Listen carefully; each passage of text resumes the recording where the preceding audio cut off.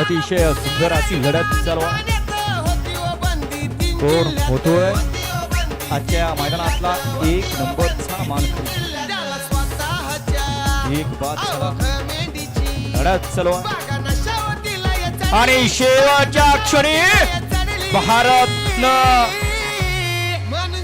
रुबाबनं कुणी बाजी मारली. सस्पेन्स राहिलं पाहिजे.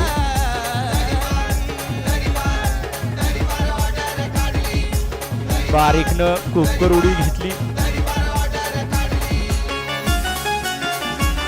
काय नाही, बारीक लागलाय.